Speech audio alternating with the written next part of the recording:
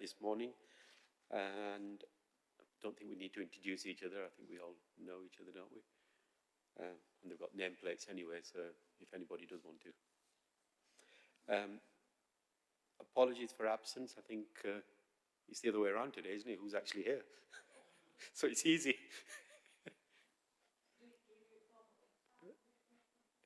That's fine. Exclusion of public and press. I don't think there is any. Sorry? Yeah, that's fine. Go on. Yeah, please. Sorry. Thanks, Chair. Apologies from Councillor Jack Scott, Councillor Jane Dunn, Councillor Mary Lee, Councillor George Linders Hammond, Councillor Kevin Oxley, Councillor Martin Phipps and Councillor Richard Williams. Thank you, Philip. Declarations of interest? No. Minutes of the previous meeting, page 9. Just shout out. 10, 11, 12, 13. Is that a true record? Fine. That's fine as well. So we're on to the main item, which is the, sorry.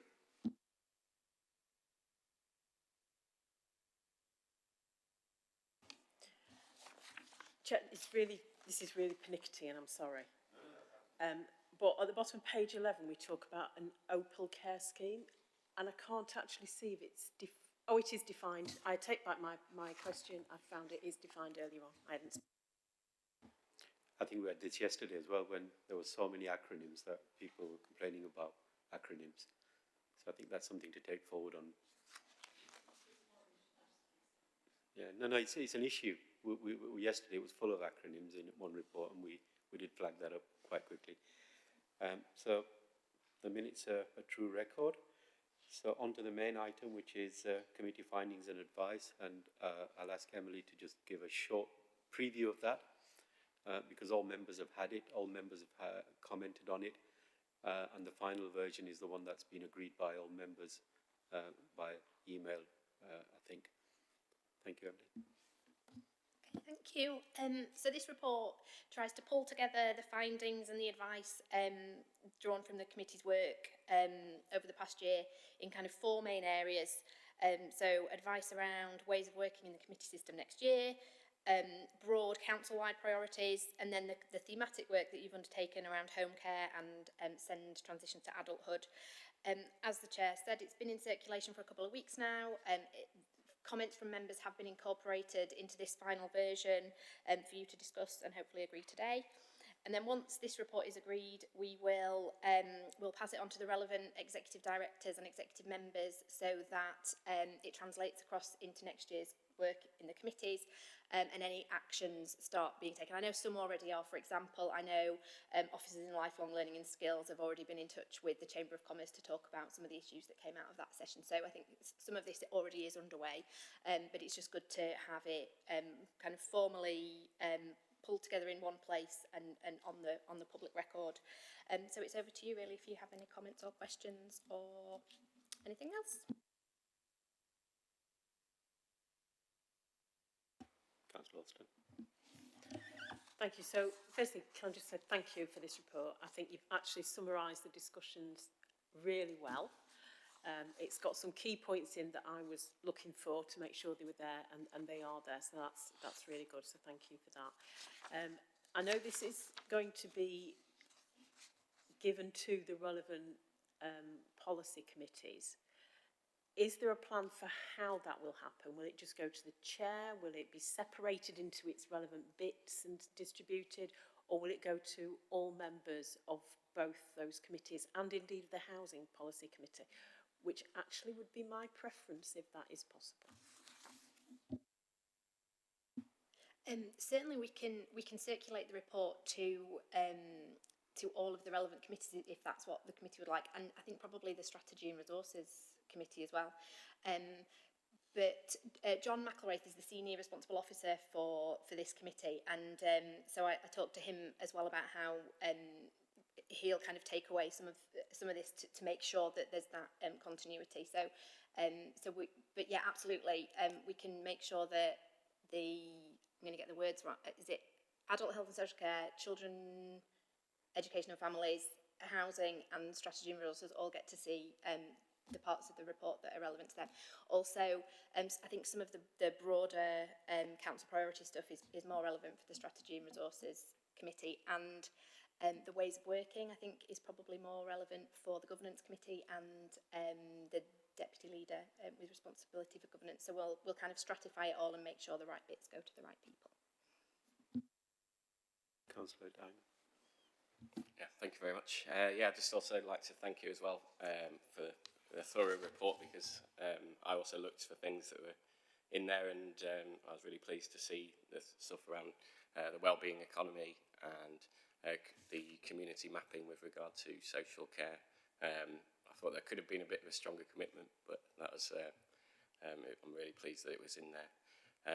And then also thank you to the chair for all your hard work. I think we've worked together well on this committee. But I would like to raise that if the committee system going forward is going to work properly, we need more support from deputies and probably better attendance from deputies than we've seen. Otherwise, it's not going to be able to function in the way that we want it to in terms of scrutiny and things like that. So, but yeah, thank you very much to the officers and the chair for this committee and everyone else on the committee. Thank you. Thank you, Councillor Diamond. That's much appreciated. I think if there's no further questions, then I'll wrap up on this, but with a fairly short summary, if I may. I think I'd like to thank all the officers, because I think one of the remits that I came up with the blessings of the committee was that they needed to be quite open with us and honest. We didn't want any sort of veneer on it to say, look, there are issues, but we're dealing with it, because that's been too often the case in the authority in the past. And I'm pleased to say that both John McElraith and Alexis Chappelle and anybody who's been here has been completely open with us and said there are issues. And clearly there are issues in these two areas and three areas. And we've identified them well.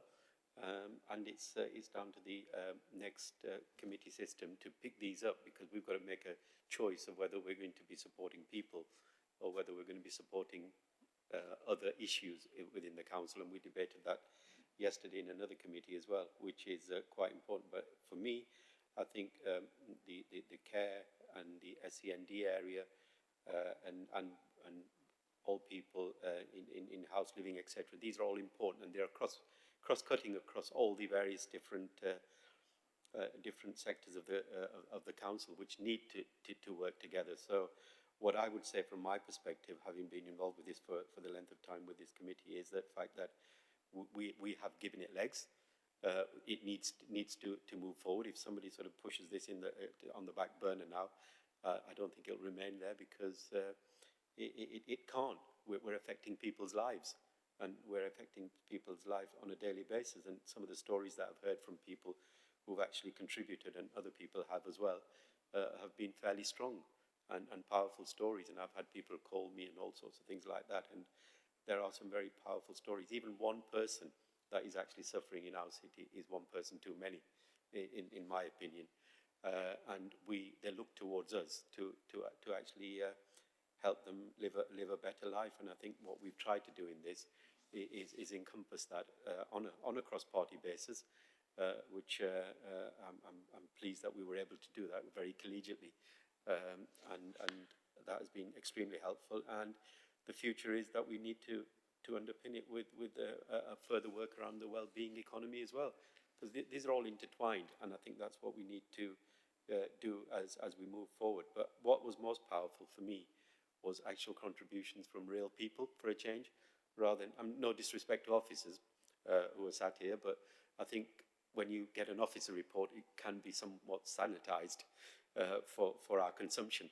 So in that respect, I think listening to people directly was quite powerful, and in particular the young people who came in from the schools that we invited in. And I think, if anything, Emily, if you can note this, they should be invited in on a regular basis, so we have that ongoing dialogue, because we can't just say, this is a criticism of the local authority, we consult, we tick a box, and we never ever go back to those people again and say, look, has your life been made any better? So we should continue with dialogue with all the people who've engaged with us, because they had confidence in engaging with us. And dare I say, one group that didn't, the feedback we did get was that we've been consulted so many times, nobody ever takes any notice of us. You tick a box, it makes you look good, but it doesn't actually benefit us in any way whatsoever. So I think it needs that ongoing dialogue, and I think that openness, it needs to continue, especially around this area. What remains for me to be said is thank you to the officers, and I would like to particularly thank Emily, really. She's kept me on the straight and narrow, and steered me in the right directions, and I think Alexi picked up on a very good point earlier. I've never had a deputy to ever talk to anybody else apart from talking to myself or talking to Emily and the committee. So that is, if there's any learning to be had there, if I'm not saying there are not genuine reasons for the deputy not to be here, but those parties need to decide that do put forward a deputy or even a chair, that those people are actually attending. And if they're not attending, they should actually be replaced and not just left in abeyance, really. But you know, we asked the question a few times, but didn't get the answer. But I just battled on, and we thought we would carry on, because I had good support from the rest of the members. So that has been a little bit difficult to do when other people have been saying to me, we discussed it with so-and-so, we discussed it with so-and-so, he did this and she did that and all the rest of it. And I didn't have that privilege at all. So that is the only downside of it. But I think we've raised expectations amongst the people that contributed to us. And this is now the responsibility of the next group of people to take this forward and take it forward as a matter of urgency. And all I would say is this is more of an emergency than a lot of the emergencies that we create for ourselves. And I will just stop at that. Thank you. Any further questions or comments? We will conclude the meeting.